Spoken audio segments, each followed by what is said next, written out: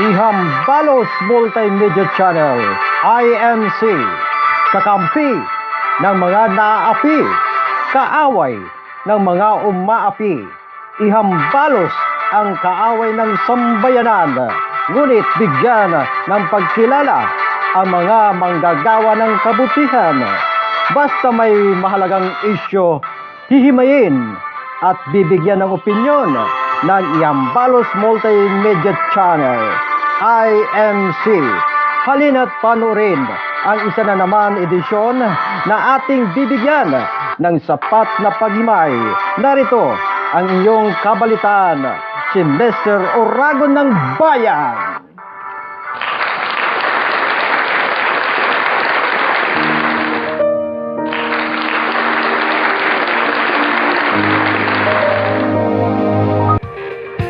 Magandang gabi po sa inyong lahat, mga kabalitaan. Welcome po muli sa ating programang Ihambalos Mo dito sa ating YouTube channel, ang Ihambalos Multimedia Channel, at ng ating Facebook account. Ngayon po ay araw ng Huwebes, June 24, 2021. Kumusta po kayong lahat? Saan mang panig ng mundo? Ano man ang ginagawa po ninyo sa mga oras na ito? Mag-ingat po tayo sa virus na patuloy na ginugupo ang ating bansa at sa ating karatig bansa.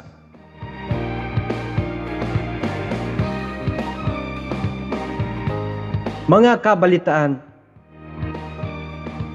kapag ikaw ay pinipilit ng isang tao na ayaw mo namang gawin against sa iyong will, ano po kaya ang mararamdaman po ninyo, mga kabalitaan?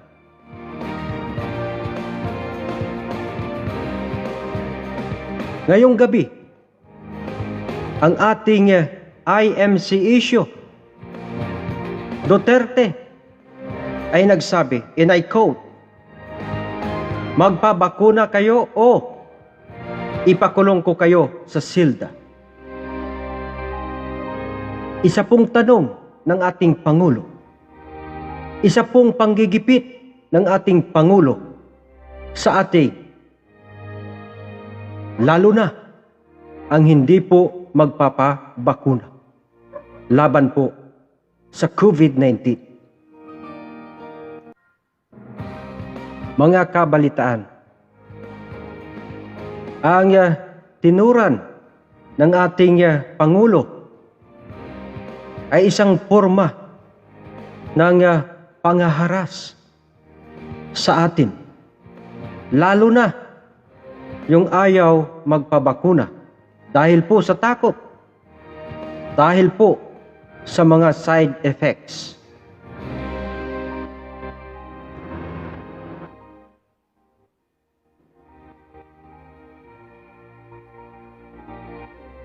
Matatandaan po ninyo, noong nakaraang mga buwan, yung bago pa dumating ang mga bakuna, ang unang tumanggi na magpabakuna ay wala pong iba, ang ating Pangulong Duterte. Samut-sari ang dahilan. Nandyan na po ang kanyang edad. Hindi po raw pwedeng turukan in public dahil sa may bandang puwit. Di po ba natatandaan po ninyo? Siya po ang unang tumanggi. Kaya po ang taong bayan ay nawalan ng kumpiyansa sa bakuna laban po sa COVID-19.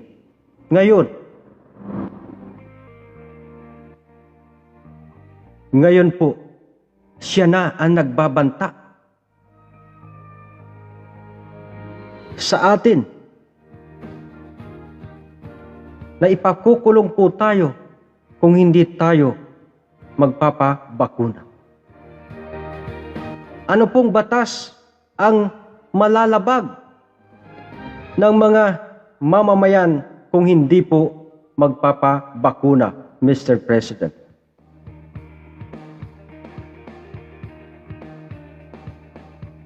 Kailangan po may batas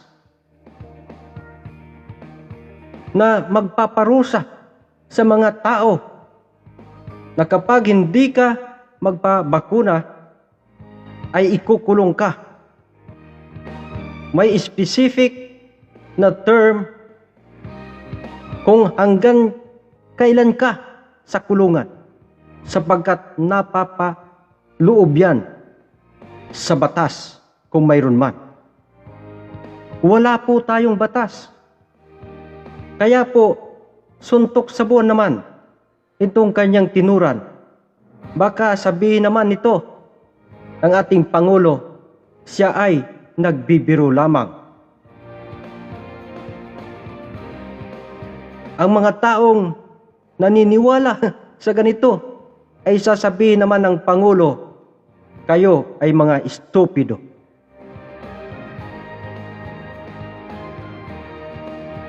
Ngayong gabi, ito po ang ating hihimayin dito po sa ating programang Ihambalos Mo. Ito po ang inyong lingkod, si Mr. Oragon ng Bayan. Sa kanyang pahayag, televised address from Davao City last Monday, June 21, kanya pong tahasang ipinahayag na ang mga tao na hindi pa po nagpapabakuna ay kailangan ng magpabakuna. Sapagkat, sabi po niya, kapag hindi kayo magpaturo, kayo ay ikukulong. Iyan ang maanghang na salita ng ating Pangulo. Sapagkat, sabi po niya, ito pong hindi nagpapabakuna ay mga potential carriers ng virus. Hindi po ako naniniwala sa ganitong mga kataga. Sapagkat hindi lahat po na hindi po nagpapabakuna ay carrier ng virus. Hindi rin po lahat ng mga nagpabakuna na ay hindi mo masasabi na hindi na sila carrier ng virus, Mr. President. Halimbawa po, Mr. President, may nangyari sa tao na nagpabakuna, namatay. Ano po ang maitutulong ng ating gobyerno para po sa taong iyan?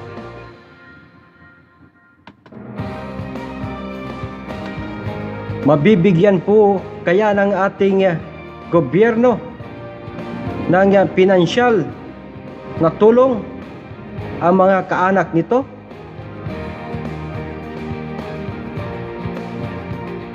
In fact, ang ating gobyerno ay kapos na kapos sa pinansyal na bagay.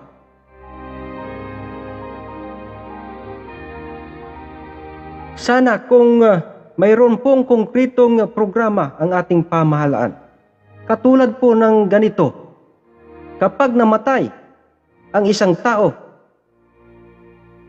Dahil po sa bakunang, kahit anong bakuna,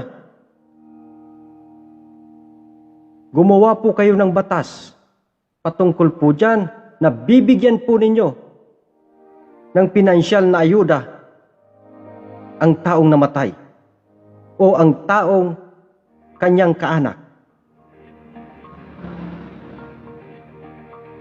Hindi na po bababa, mga kabalitaan, sa 1 milyon. Depende sa kanyang katungkulan, sa ating pamahalaan, sa ating gobyerno, sa ating sosyudad, sa ating komunidad. Isa po yan sa motivator para po magpabakuna ang ating mga mamamayan. Hindi po ang takutin po sila na ipakukulong. Hindi po yan sapat na forma ng pag-i-encourage sa ating mga taong bayan na magpabakuna. Hindi po, Mr. President. In fact, the more na inaharas po ninyo ang taong bayan, the more na lumalaban sa pamahalaan. Ang ating mga mamamayan patungkol po sa vaccination ay may karapatan na tumanggi. Iyan po ay kanilang karapatan pangtao. Hindi po dapat sila pinipilit kung ayaw po nila. May it be right or wrong, may it be legal or illegal, wala pong karapatan ang isang pangulo na pilitin ang mamamayan para sa kanyang kagustuhan.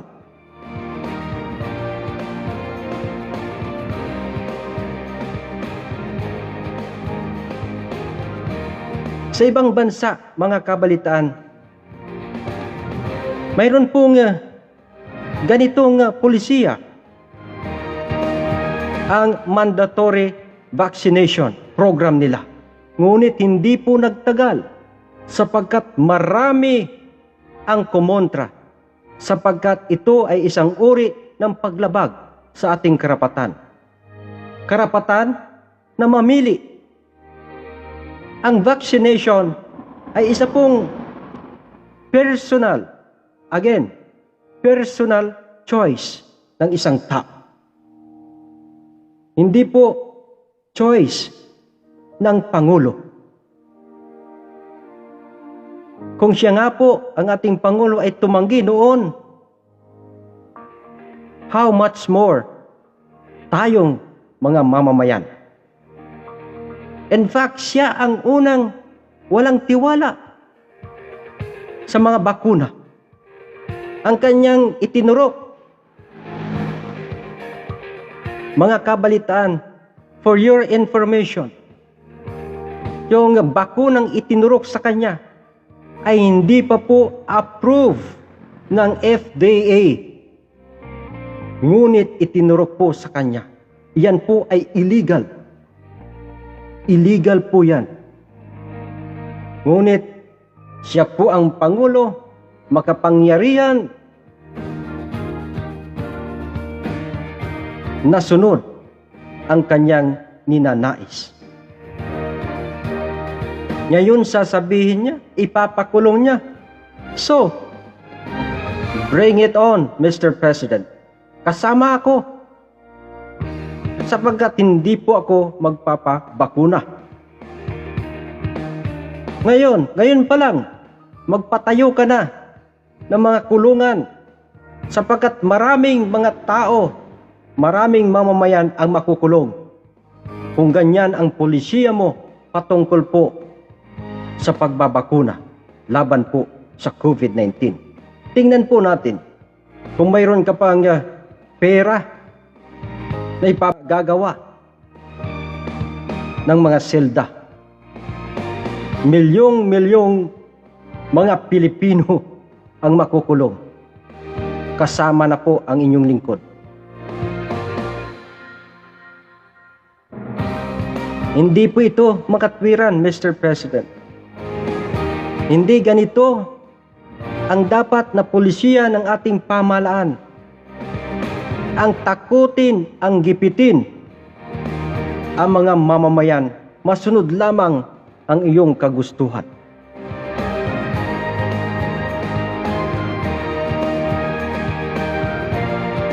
Sabi pa po ng ating Pangulo, and I quote, "For as long as you are here and you are a human being and can carry the virus, magpabakuna ka. Otherwise, I will order all the barangay captains to have a tally of the people who refused to be vaccinated." See? Oorderan po niya ang mga barangay kapitan na itali ang mga taong ayaw magpabakuna sapagkat kanyang ikukulong. Iyan po ang maliwanag na sinabi ng ating Pangulo. Kayo po mga kabalitaan, ano po ang inyong reaksyon patungkol po rito?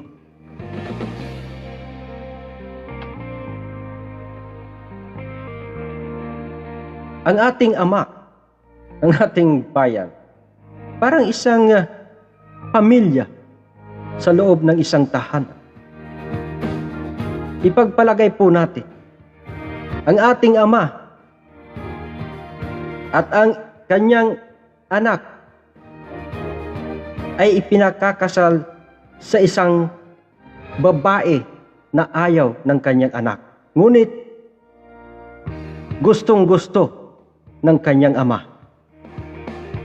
Ang kanyang anak na lalaki, kahit pilitin mo, ay hindi magbibigay daan sa kagustuhan ng kanyang ama. Sapagkat ayaw niya. Resulta po niyan, posibleng resulta po niyan, ay ang maglayas ang kanyang anak, wag lamang makasal sa babaeng ayaw niya. Ganito po ang mangyayari kapag pinilit ng ating Pangulo na ang taong bayan ay magpabakuna at sinasabi niyang ipapakulong niya, lalaban po ang taong bayan sapagkat hindi po ito makatwiran, labag po ito sa ating karapatan pangtao.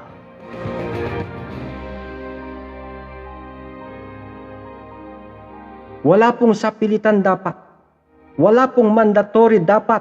Mayroon pong mga tao na mayroon pong allergy sa mga gamot. Halimbawa, napabanahan ito dahil po sa sinasabi niyang parang mandatory na po ito.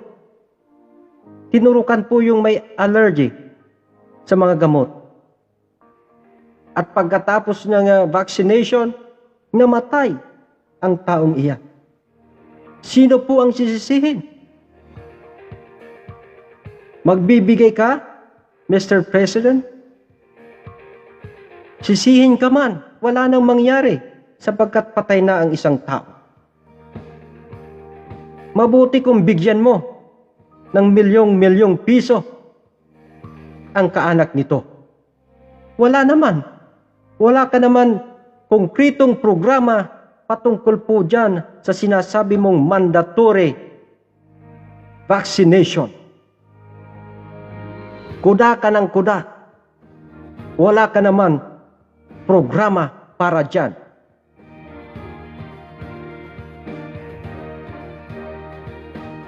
Hindi mo iniisip ang kapakanan ng taong bayan, kundi ang iniisip mo ang kapakanan mo bilang isang pangulo. Ang kredibilidad mo bilang isang pangulo, hindi po ang taong bayan.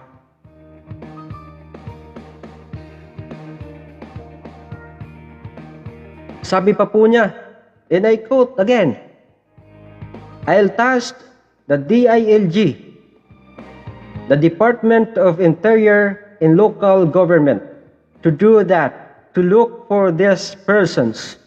Kung hindi, if not, I will order their arrest.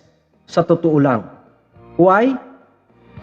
Because if you are a person na hindi ka vaccinated, you are a potential carrier. To protect the people, I have to sequester you in jail, he added. See? Inatasan niya po ang Department of Interior and Local Government or DILG para po malaman kung sino-sino ang mga taong hindi po magpapabakuna. Sabi ng ating Pangulo, kung ayaw pa magpabakuna, sabi niya, I will order their arrest. Aarestuhin ng Pangulo. Kanyang iaatas sa ating law enforcer na arestuhin ang mga taong ito. Again po, ang ating pamahalaan ay punong-puno ng pagiging utak kriminal. Unang-una po, yung Oplan Tukhang. Marami po ang namatay. Ngayon po, mga aresto naman ang ating pamahalaan dahil lamang sa mga taong ayaw magpabakuna.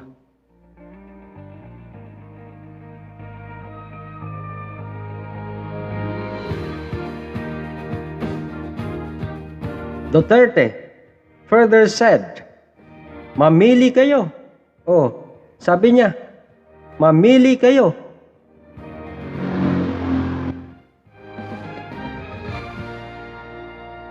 Magpabakuna kayo o ipakulong ko kayo sa silda. Iyan po ang tanong ng ating Pangulo. Ngunit ito pong tanong na ito ay isang forma ng pangaharas sa atin.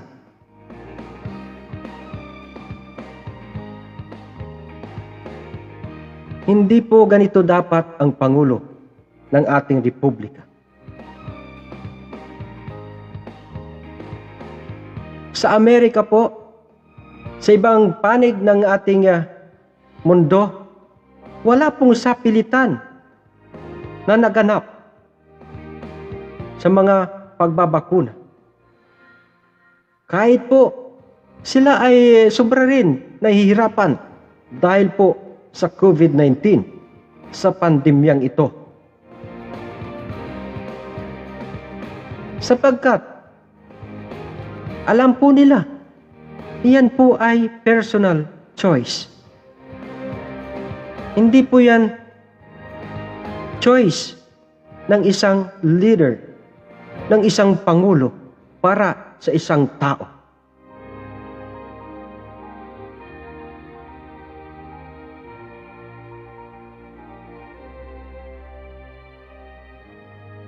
Ito pa po ang sabi niya ng ating Pangulo. And I quote again, kung hindi kayo magpabakuna, umalis ka na sa Pilipinas. Go to India if you somewhere, America, Mr. President, you are just the president of this nation. You are not the owner of this country. That is why you have no right to send our kababayan, our countrymen, to other countries. Dahil lamang po sa hindi pagbabakuna. Sino ka po? You are just the president of this nation. Hindi mo po pagmamay-ari ang Pilipinas, ang buong arkipelago ng ating bansa. Wala ka pong titulo. Bakit mo po palalayasin ang ating mga kababayan na ayaw magpabakuna? Dapat ikaw ang unang lumayas, sapagkat noong una, ikaw ang unang ayaw magpabakuna. Ikaw ang dapat lumayas, sapagkat kakampi mo ang China, kalaban ng ating soberanya. Magka-China ka, hindi ka maka-Pilipino. Dapat ikaw ang lumayas, Mr. President. Hindi po itong mga kababayan natin na ayaw magpabakuna, sapagkat iyan ay karapatan po nila. Ikaw po ay walang karapatan na palayasin ito, ang ating mga kababayan. Dapat nagtatanong ka sa iyong sarili, Mr. President, bakit ang ating mga mamamayan ay ayaw magpabakuna in the first place? Bakit po?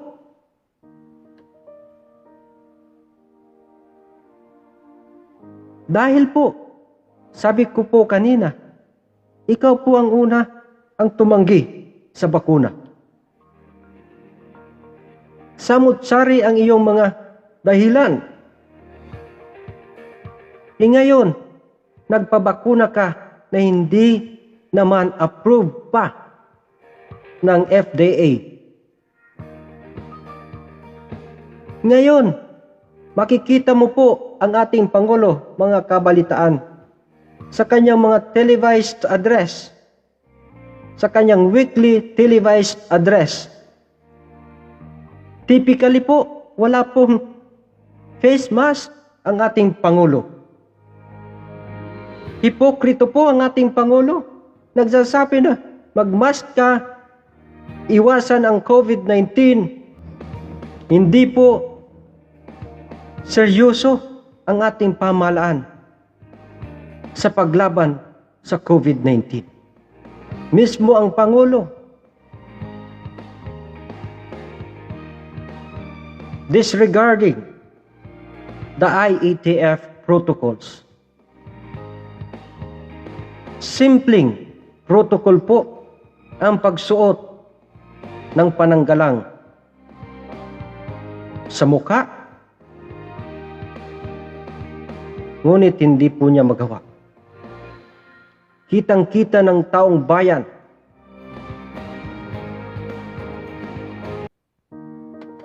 mga kabalitaan.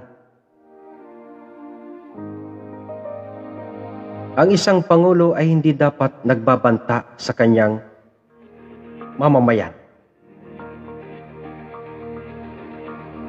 Ito po ay isang ugaling hindi makatao. Hindi po tuwid na pamamahala.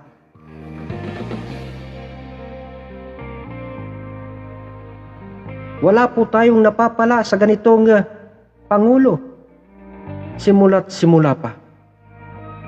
Karahasan ang inihahasik sa ating bayan. Hindi po kapayapaan. Mr. President, ang masama ay ang potential carrier ng mga ninanais ng China laban sa ating WPS. Iyan ang isang pandemya na dapat pa natin wakasan. Ngunit ang ating Pangulo ay pinahihinog ang virus na ito dyan po sa WPS na kagagawan ng China. Ito dapat ang iyong tinatakot, Mr. President. Hindi po ang iyong mga kababayan. Ito dapat ang iyong itinataboy. Imbes ang ating mga kababayan na ayaw magpabakuna. Bakit po hindi ninyo maitaboy-taboy ang China dyan po sa WPS? Nahahalata tuloy, Mr. President, tuta ka ni President Xi Jinping ng China. Sunod-sunuran ka sa kanila. Nasaan na yung tapang mo, Mr. President? Kapag ang China na ang kaharap mo, nawawalang bigla, nababahag ka, Mr. President. Ngunit ang kaharap mo ang iyong kababayan, sobra ang tapang mo.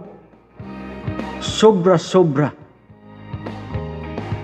Kaya kadalasan, Mr. President, maling-mali ang mga ginagawa mo.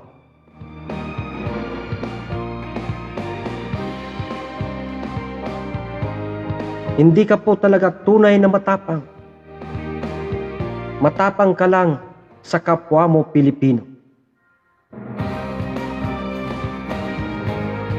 Kapag China na, wala ka ng binatpak. Huwag mo pong sasabihin sa mga taong bayan na kapag hindi ka na magpabakuna, umalis ka, lumayas ka sa bansang ito. Ang totoo, Mr. President, wala ka pong karapatan paalisin ito sapagkat, again, hindi po ninyo pagmamay-ari ang Pilipinas. Wala ka pong titulo na magsasabi na sa iyo ang Pilipinas. Iyan po ang tatandaan ninyo. Isa ka lamang Pangulo ng ating bansa.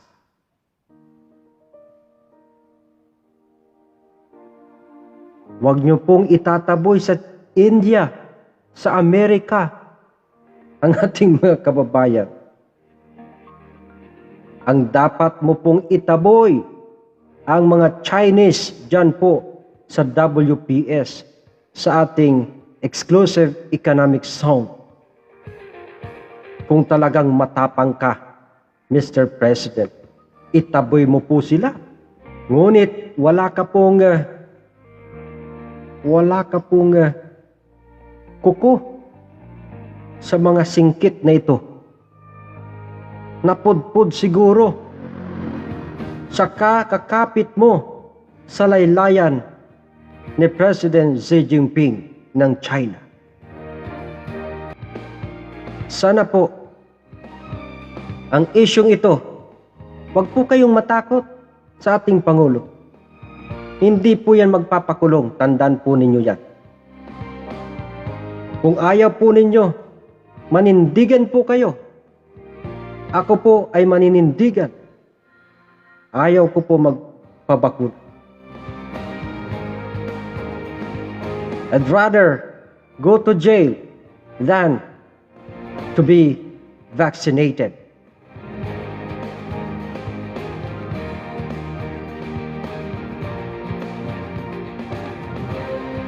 Huwag po tayong matakot kapag nasa tama tayo. Tingnan po natin kung hanggang saan ang pulisyang ito ng ating Pangulo. Kung saan ito papupunta o kung saan ito papunta. Kung saan direksyon ito pupunta, mga kabalitaan.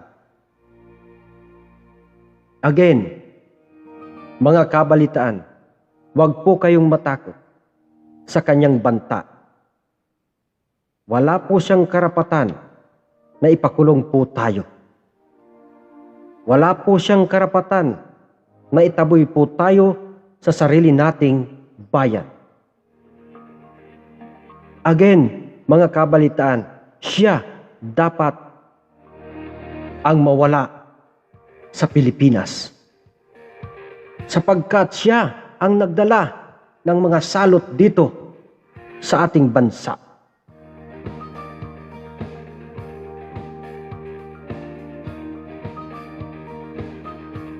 Tandaan po ninyo yan. Mga kabalitaan, siguro po ay nahimay ko na po ang ating issue ngayong gabi. Maraming salamat po sa mga nanood at manunood pa lamang sa aking YouTube channel, ang Ihambalos Multimedia Channel. Maraming salamat po sa mga nag-subscribe at sa mga nanood na.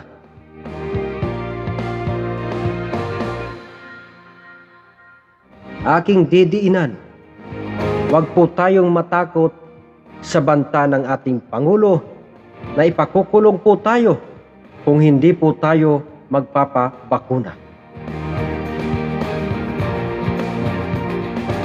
Ito po ay issue na sa ating seguridad, sapagkat kapag tayo ay namatay sa bakuna, wala po silang pakialam sa atin, lalo na kung tayo ay may hirap lamang.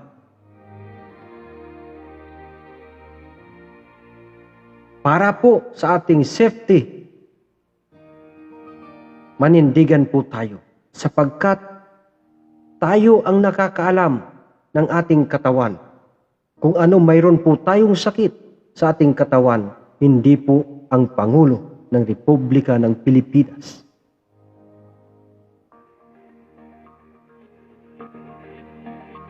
Kung malagay po tayo sa alanganin ang ating kalusugan dahil po sa bakuna, hindi po ang Pangulo ang mahihingan natin ng tulong, kundi ang sarili natin, pamilya. Hindi ko po sinasabi na hindi po kayo magpabakuna. Kung kaya po ninyo ng inyong pong immune system, kaya po ng inyong katawan, go ahead. Be vaccinated. Karapatan po ninyo yan. Hindi po tayo against sa vaccination program ng ating pamahalaan. Ang sa atin lamang ay huwag tayong harasin ng ating Pangulo. Huwag tayong takutin kung ayaw natin sa bakuna. Because in the end, tayo po ang talo, hindi po ang Pangulo. Iyan po ang tatandaan po natin, mga kabalitaan. Again, kung kaya po ninyo ang bakuna, go ahead. Be vaccinated. Kung hindi naman po, sumabi po kayong ayaw ko. Be firm sa inyo pong desisyon. Wala pong makukulong sa nag-aayaw, mga kabalitaan, sapagkat hindi po ito krimen. Hindi po ito isang krimen na dapat parusahan sa anumang batas dito sa ating bayan. Again, maraming salamat po, mga kabalitaan. Pansamantala po muna tayong maghihiwalay ngayong gabi. Maraming salamat. Magandang gabi po sa inyong lahat. Sa palagian ko pong sinasabi sa inyo, ang tama ay tama. Ang mali ay mali. Huwag gawin ang tama ay maging mali. at ang mali gawing maging tama. Ito po ang iyong lingkod. Dito po sa Ihambalos Multimedia Channel. Semester, Oragon ng Bayan.